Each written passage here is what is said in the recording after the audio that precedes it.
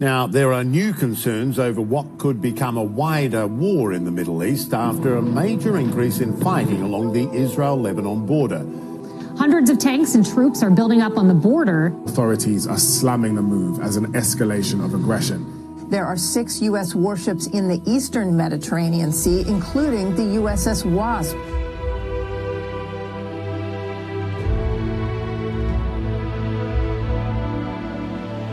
So some of the factors that were happening at this time, right? So if you think about July and August of last year, even going to September, tensions were ramping up in Lebanon, tensions were ramping up in Israel, Gaza, the things that were happening by non-state actors, the tensions were rising.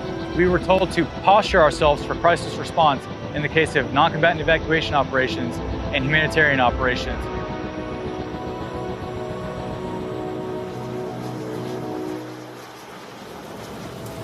From June to December 2024, the 24th Marine Expeditionary Unit, Special Operations Capable, embarked on 3 amphibious warships of the WASP Amphibious Ready Group, deploying to the U.S. Navy's 6th Fleet Area of Responsibility. The Secretary of Defense ordered us, the 24th MEU, to make best speed towards the Eastern Mediterranean. It's really where we started to see the threshold change with regards to the potential crisis of non-combatant evacuation operations. This brought the 24th MEU closer to the Republic of Cyprus and then the Republic of Lebanon in order to prepare to support that. We had already scheduled to do a full mission rehearsal in Suda Bay, Greece. So everybody moved down to the Eastern Mediterranean, and then we proceeded with doing the full mission rehearsal so that we can be ready. That being said, while we were in the full mission rehearsal, we understood at any point in time we could get called to go now.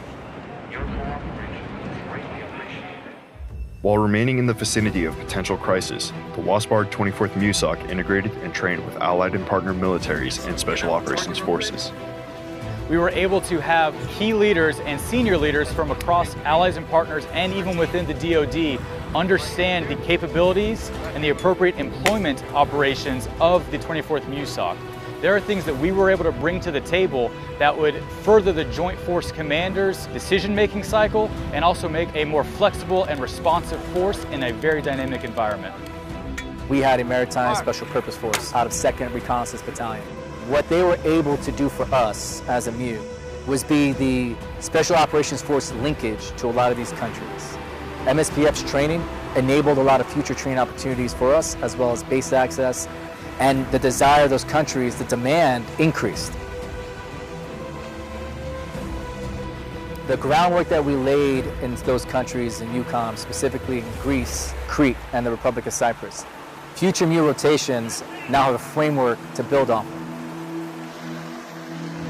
The 2024 deployment of the WASP-ARG-24 MEU-SOC was able to bring capabilities and to carry forward the tradition and the employment of the MEU models of the past. We were able to conduct interoperability operations to display and demonstrate to the combatant commander and all of our allies and partners and enemies across the world that within a moment's notice there will be Marines ready to respond, whether it's to help or to hurt in response.